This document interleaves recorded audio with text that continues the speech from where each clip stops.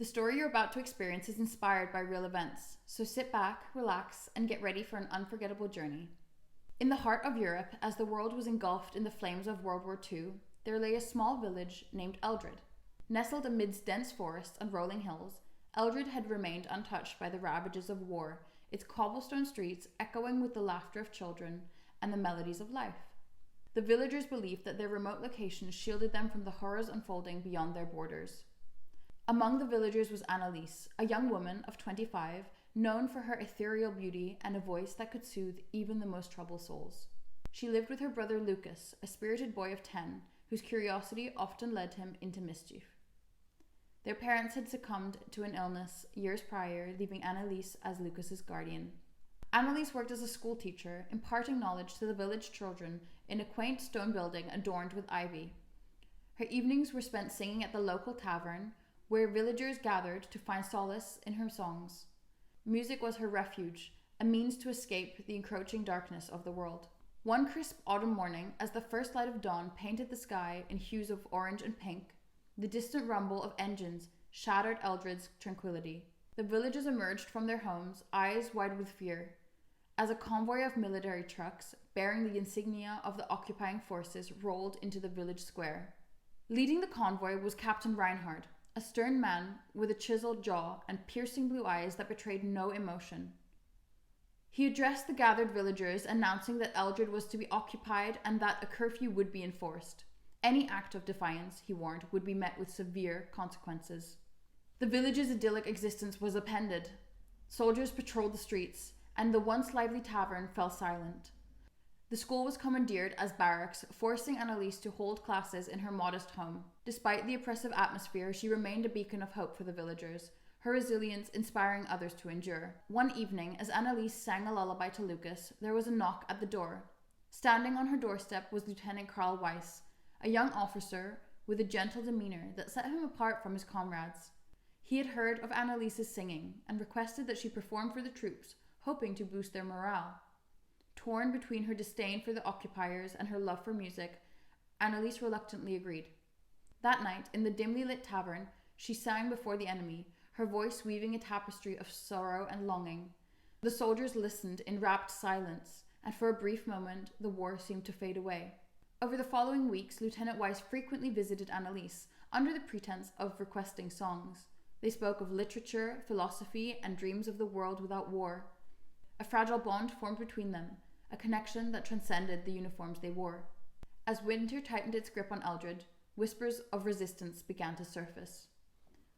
A group of villagers, unwilling to submit to their oppressors, planned to sabotage the enemy's supply lines. Annalise found herself at a crossroads, torn between her duty to her people and her burgeoning feelings for Karl. One fateful night, the resistance executed their plan, setting ablaze a convoy of trucks on the outskirts of the village. The retaliation was swift and brutal. Captain Reinhard, seething with rage, ordered the execution of 10 villagers as a warning against further dissent. Annalise's heart pounded as she watched the soldiers round up the chosen victims, among them the village blacksmith, the baker, the elderly librarian. Desperation gnawed at her, and she sought out Lieutenant Weiss, pleading for mercy. Karl's face was etched with anguish. He confessed that he had no power to countermand the captain's orders. In a hushed voice, he revealed that Reinhard planned to execute more villagers if the resistance did not cease their activities.